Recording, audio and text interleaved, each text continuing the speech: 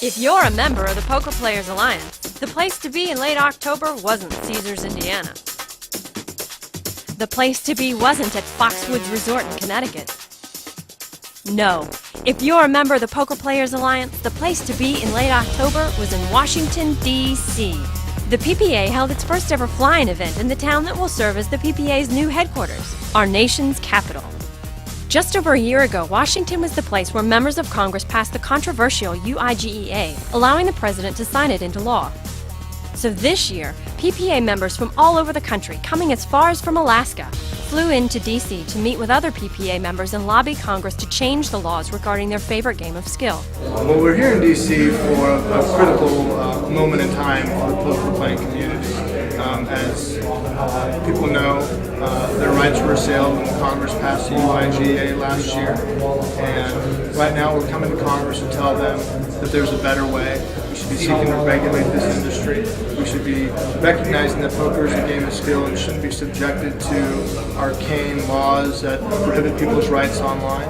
And we're very enthusiastic by the turnout we've had and by the impression that we've made here in Washington, D.C.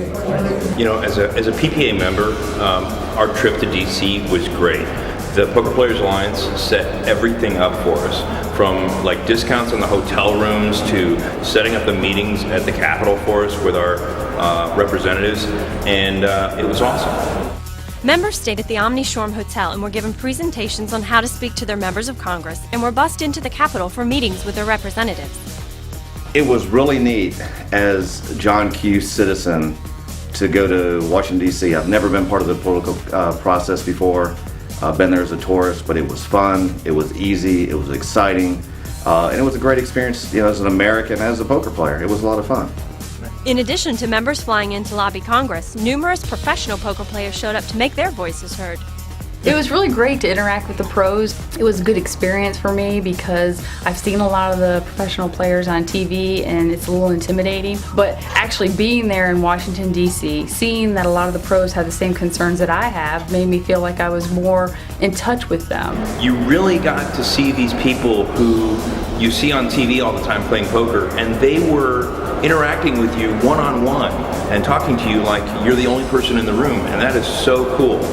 Some of the most interesting parts of the event were interacting with the other players who flew in and hearing their motivations for defending poker.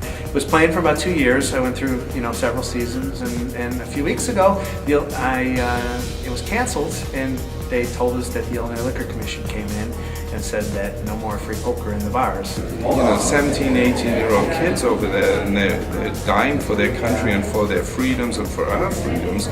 But a lot of those freedoms, these players, these young men or ladies, they can't even buy a beer in their own country. They can't buy a pack of cigarettes, and they certainly can't play poker in most forms anyway. And that kind of saddens me. And were the voices of the PPA heard? It sure sounded like it. More people watch poker on television than college basketball. More people watch poker than do baseball. The only thing I think that outpaces poker is NASCAR racing and pro football.